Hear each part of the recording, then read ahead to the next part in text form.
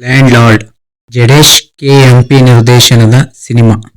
ಸಿನಿಮಾದಲ್ಲಿ ದುನಿಯಾ ವಿಜಯ್, ರಚಿತಾ ರಾಮ್, ರಾಜ್ ಬಿ ಶೆಟ್ಟಿ, ಉಮಾಶ್ರೀ, ರಿತನ್ಯಾ ವಿಜಯ್, ಶಶಿರ್ ಬಾಯ್ಕಾಡಿ ಇನ್ನು ದೊಡ್ಡ ತಾರಾಬಳಗವೇ ಇರುವ ಸಿನಿಮಾ.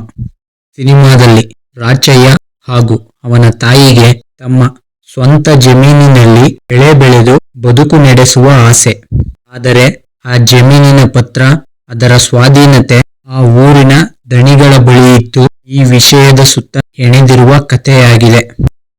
ಈ ಸಿನಿಮಾದಲ್ಲಿ ಇಷ್ಟೇ ಅಲ್ಲದೆ ಮುಖ್ಯವಾಗಿ 80ರ ದಶಕದಲ್ಲಿದ್ದ ಜಾತಿ ಪದ್ಧತಿ, ಆಳುವ ವರ್ಗ, ಬಡತನ, ಹಗೆತನ, ಶಿಕ್ಷಣದ ಮಹತ್ವ, ಸಮಾನತೆ, ಸಂವಿಧಾನದ ಮಹತ್ವದ ಬಗ್ಗೆ ತಿಳಿಸುವ ಪ್ರಯತ್ನ ಮಾಡಿ ಸಿನಿಮಾ ತಂಡ ಗೆದ್ದಿದ್ದಾರೆ ಅಂತಲೇ ಹೇಳಬಹುದು. ಸಿನಿಮಾದಲ್ಲಿ ಮಾಸ್ತಿಯವರ ಬರಹಗಳು ಮನಸ್ಸಿಗೆ ನಾಟುವಂತಿದ್ದು, ಡಿಒಪಿ ಸ್ವಾಮಿಯವರ ಕ್ಯಾಮೆರಾ ವರ್ಕ್ ಅಂದಿನ ಕಾಲಘಟ್ಟಕ್ಕೆ, ಆ ಹಳ್ಳಿಗಾಡಿನ ಪ್ರದೇಶಕ್ಕೆ ಪ್ರೇಕ್ಷಕರನ್ನು ಕರೆದುಕೊಂಡು ಹೋಗುವಂತೆ ಚಿತ್ರಿಸಿದ್ದಾರೆ.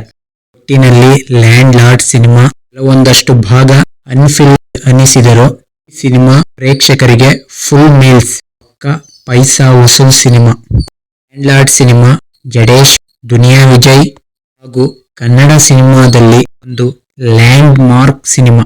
ಮಿಸ್ ಮಾಡದೆ ಹೋಗಿ ಈ ಸಿನಿಮಾ ನೋಡಿ.